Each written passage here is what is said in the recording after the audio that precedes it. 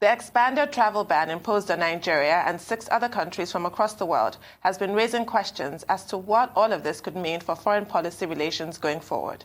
Across the Atlantic from the United States, events over the weekend seem to have opened another chapter in the history of Britain after Brexit fully came into effect. The separation process from the European Union is in force. But how will this affect Nigeria's bilateral relations with the United Kingdom? For a conversation on this, we're now being joined by Ambassador Ayo Olukanni, a former Nigerian High Commissioner to Australia, and now Director General of the Nigerian Association of Chambers of Commerce, Industry, Mines and Agriculture, NASIMA. Welcome to the program, sir. Good morning. Sir. Well, thank you very much for having me. Against all odds, I think I'm here. I'm glad to be here. Well, we were told we were held up in traffic, and unfortunately, there are no motorcycles and tricycles anymore on this side of Lagos. I think it was a good exercise, to have trotted to the studios. Have me held up in traffic. Well, yes, but it's nice to be here. Thank you very much. Yes, you're welcome. Now, let's talk about this travel ban on Nigeria going to the United States, seeking permanent residency in the United States. What's your assessment of the response of the Nigerian government? The Nigerian government has set up a committee, characteristically, of course, to look into it. Does that look like the government has admitted that, yes, what the United States has done is in order? And is there something that the Nigerian government could have done to prevent this kind of situation? Because there could have been early warning signals. And considering our relationship with the United States, you would think that Nigeria should not have been included in this kind of list that labels the country somewhat. Well, thank you very much. Generally, these things happen between states, between nations. And I must say also that, indeed, actually, there have been signals, and we should have been a little bit more proactive about it. If you recall that in those days, Nigeria had a very close relationship with the Black Caucus, because you can't take these out of what exactly is happening even in the U.S. Congress in terms of the question of Nigerian foreign policy, the U.S. itself. We used to have very strong links with the Black Caucus, and the Black Caucus is a very, very strong one. If you remember the days of Andrew Young and all others in those days, they were also spokesperson, face of Nigeria in those places. Apart from the fact that the large number of Nigerians who are in the United States, I served 2 times in the Permission, New York, at the UN. And I know that Nigerian nationals, if you rank us as far as Africans are concerned, I think maybe within the first 3 places, we are high up because professionals and everybody. So it's a reflection of the fact that generally our nationals, Nigerians, are very, very top league people within the United States. But in context of our foreign policy, I think perhaps the question looks like there's been some kind of vacuum in terms of engagement, because these things don't happen overnight. It takes time, and when you have occasional problems between yourselves, small little area of relations becoming a big irritant, you know how to take it. But I think at the end of the day, well, it's deja vu. We have it in our laps. And I think the government has done the right thing to put people together, how to see and how we can sort all of this out. Because at the end of the day, if you are in this kind of situation, even ordinary people who are going for travels, tourists, ordinary visitors, it means that the questions will be a little bit tougher. But I think the last thing to do is to set up an engagement group with the U.S. government, as far as this is concerned, to try and see how this can be sorted out.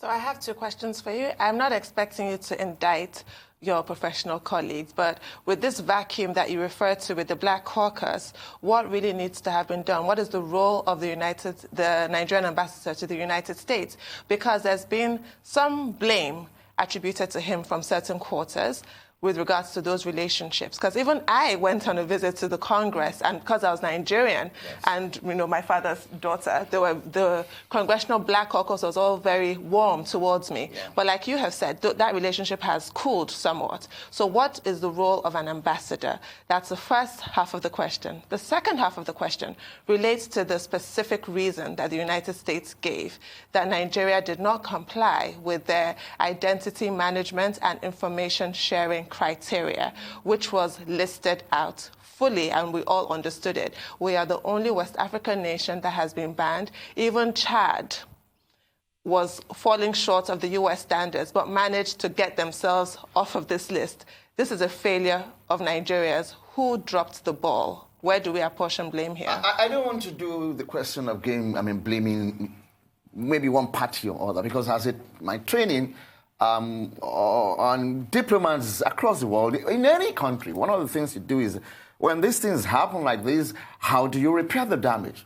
What do you do to move forward? We can't just be looking back in terms of, oh, somebody was the person who dropped the ball. Like I said, this is deja vu. This is on our laps. What do we do with it? That is what we should focus on. And that's why I think it's the responsibility of practically each and every one of us. I come as, like I said, I served 2 terms in the Permission New York. And I know at the period in time when they were begging us, even within the international system, Nigeria, please come and be the chair of the G77 in those days. But now that we have this in our hands, what is to be done? And like I said, we identified the Black Caucus as one of the good friends of Nigeria in those days. So we should re-engineer and see what can be done. On our level, as far as the Chambers of Commerce itself is concerned, because I must also see that as the National Association of Chambers of Commerce, Industry, Mines and Agriculture, we do know that our links and in terms of economic ties with the U.S. is very keen, it's very important. We are one track of the relationship between Nigeria and the U.S. And regularly, or even also with the U.S. embassies, the trade sections, we work a lot with them because in that particular area. Because sometimes even when you're having issues in the area of immigration or migration, at the other end, you do have other tracks. And like I said, we were together in Australia when I served as High Commissioner in Australia. And despite the fact that there was some tiffs between us at that time in terms of the question of visas and others, the Australians decided that, yes, we should have this MOU which dealt with question of environment, the issues of finance, energy and agriculture. And we were able to sign an agreement in those days as far as that, despite the fact that we even had some. And then we've moved forward in that particular area. But like I said, as the Chambers of Commerce, we're also keeping an eye on this and seeing how we can, on our part, also use other tracks in terms of getting things sorted out. All Ambassador Olukanni, that you received us very well, and the president was very happy with you. It was. But there is an angle to Tundu's question, yes, which I think you try to sidestep. Okay. Oh, definitely. Regarding the Nigerian ambassador to the United States, Justice Nsof. Well, many Nigerians complain that at 84 or thereabouts, should we have such an elderly man as an ambassador? I'm not in the mission in D.C. I would not be able to know exactly what, but generally, in diplomatic mission, yes, the ambassador is key and very important, but he also has officers and others who work with him. He also has officers who work with him. You were trying to say that I'm not, maybe perhaps I will not, I'm trying to dodge and not indict. Well, you're a diplomat, sir. So. Well, no, the functioning of a diplomatic mission, you'll be shocked and surprised that sometimes even the ordinary officer who goes out to do something for the mission is also carrying the function, doing the function of the work of ambassadors in terms of what exactly happens.